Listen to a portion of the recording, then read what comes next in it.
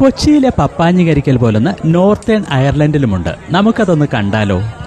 ഇടതുവശത്ത് കാണുന്നത് കൊച്ചിയിലെ പപ്പാഞ്ഞി കരിഞ്ഞമരുന്നതാണെങ്കിൽ വലതുവശത്തുള്ളത് നോർത്തേൺ അയർലൻഡിലെ കരിക്കലാണ്.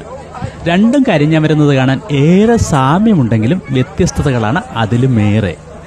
കടന്നു പോകുന്ന വർഷത്തിലെ ദുരിതങ്ങളും ദുഃഖങ്ങളും വേദനകളുമെല്ലാം കരിച്ചു കളഞ്ഞ് പുതുവർഷത്തിലേക്ക് കടക്കുന്നതിൻ്റെ പ്രതീകമായി ഡിസംബർ 31 രാത്രിയാണല്ലോ കൊച്ചിയിലെ ആ പപ്പാഞ്ഞി കരിക്കൽ. മരത്തിൻ്റെ പാലറ്റുകൾ കൊണ്ട് വൻ പിരമിഡ് രൂപമുണ്ടാക്കി ജൂലൈ 12 പുലരും മുമ്പേ അതിന് തീയിടുന്നതാണ് നോർത്തേൺ അയർലൻഡിലെ രീതി. ജൂലൈ 11 രാത്രി കരിക്കാനായി തയ്യാറാക്കിയ വൻ വുഡൻ പിരമിഡാണ് ഈ വലതുവശത്ത് കാണുന്നത്. ഇടതുവശത്ത് നമുക്കെല്ലാവർക്കും അറിയാവുന്നതുപോലുള്ള കൊച്ചിയിലെ കൂറ്റൻ പപ്പാഞ്ഞി. വില്യം മൂന്നാമൻ രാജാവ് ജെയിംസ് രണ്ടാമൻ രാജാവിനെ തോൽപ്പിച്ച യുദ്ധത്തെ തുടർന്നാണ് ഈ അഗ്നികുണ്ഡങ്ങൾക്ക് തുടക്കമായതെന്നും പറയപ്പെടുന്നു. അധിനിവേശത്തിൻ്റെയും കണ്ണീരിൻ്റെയും സ്വാതന്ത്ര്യത്തിൻ്റെയും നിരവധി കഥകൾ ഈ അഗ്നികുണ്ഡങ്ങൾക്ക് പിന്നിൽ നമുക്ക് തെളിഞ്ഞു കാണാം.